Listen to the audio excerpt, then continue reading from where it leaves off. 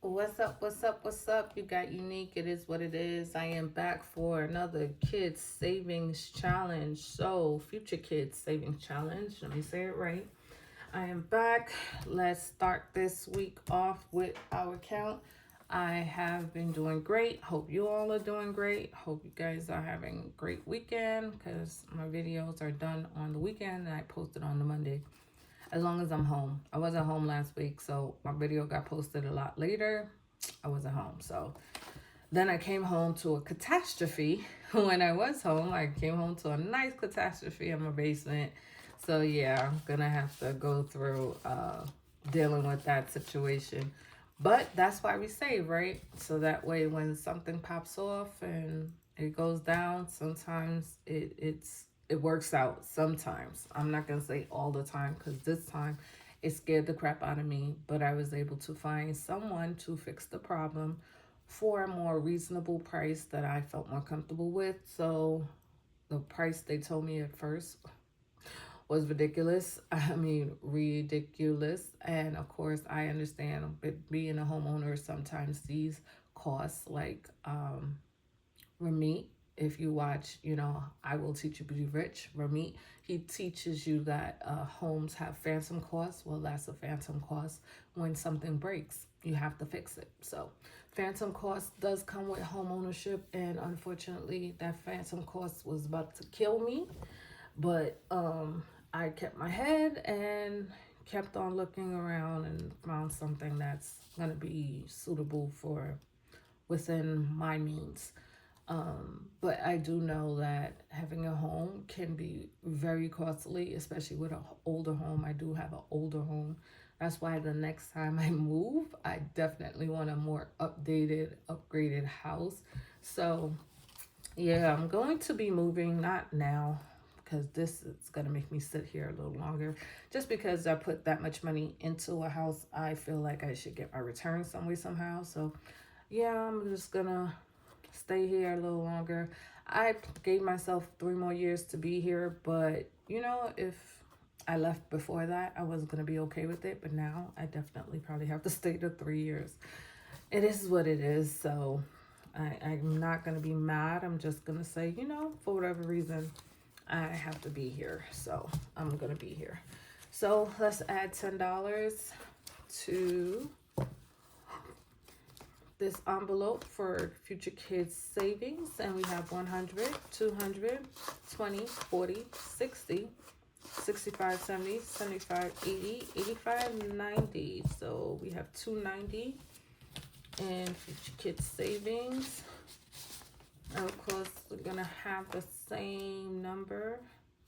Oopsie, what is this going on here? Okay, there you go. I'm gonna have the same thing here, but denominations are a little different. So we got 1, 5, and 5 ones. 1, 2, 3, 4, 5. So $5. And let's put that there. And let's put that here. So we have 1, 2, 20, 40, 60, 65, 70, 75, 80. 1, 2, 3, 4, 5, 6, 7, 8, 9, 90. It's 290 in here. So yeah, comment down below if you're a homeowner and you know what I'm talking about. If you know the headaches that sometimes having a home can be. I seen a rant. She was just venting. I knew she was just venting, but a lady went viral for saying she didn't want to deal with her house anymore because it was like a headache. And I was so feeling her. I don't know the name of the lady. I just remember the video. I came across it one day and she was just, I was cracking up when I watched it because I was like, yeah, I totally understood what she was talking about. And she said she was a home borrower. She didn't say rent own homeowner. She said she's a home borrower, and I totally understand what she's saying because when you're financing your home, you get a mortgage, you finance it. You're not technically a homeowner until the house is paid off. Then it's yours. So I totally get when she said she's a home borrower. I was like, that is so funny because I've never heard someone use that term before, but it goes perfectly with what actually happened. So you know, it is what it is. That's why I understand now when people choose to rent. But in a high cost of living area, renting just is crazy to me.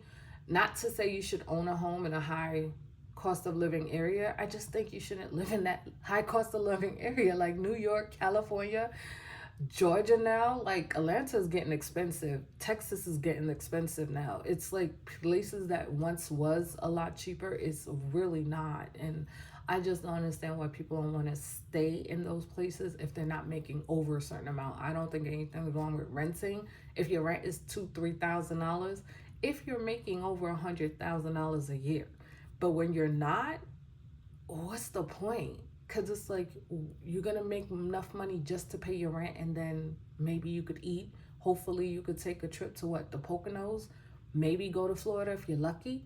Like that's all it is. I just see that a lot, and I'm just like, why do people rent in these high cost of living areas and they not making enough to sustain themselves, just to be a little comfortable? Like, I don't know. More I watch Ramit videos, I Will Teach You to Be Rich, the more I watch those videos, the more I see why he says renting is more comfortable than owning. But in certain neighborhoods where your money is actually making sense to live there.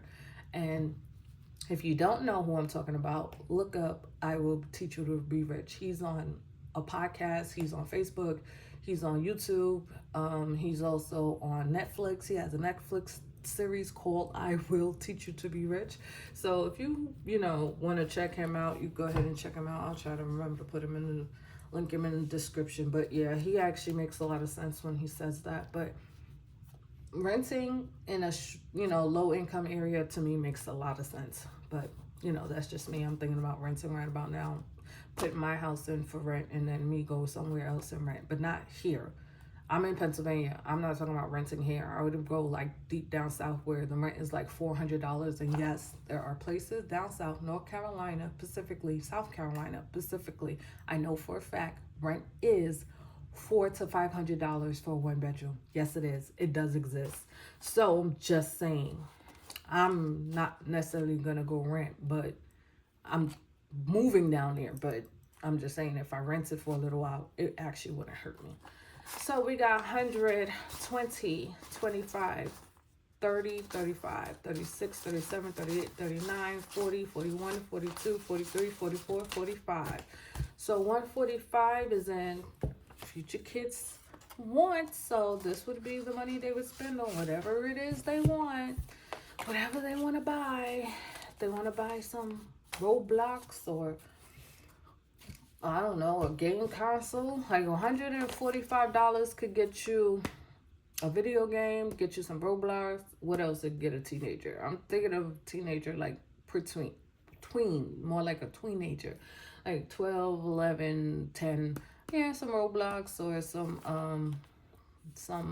something that'll be fun for them to do. And yeah, I would want my kid to save up and see that they can buy themselves things that they want, just with a little bit of money put aside, and have money for things they may need in the future. Because honestly, when you think about it, a 10 or 12-year-old, whatever they may need, I'm going to provide for them. Honestly, that's what a parent is supposed to do. I'm going to provide for them what they need, but I would want them to understand what the difference between a need and a want is. That's the reason I would show them needs and wants.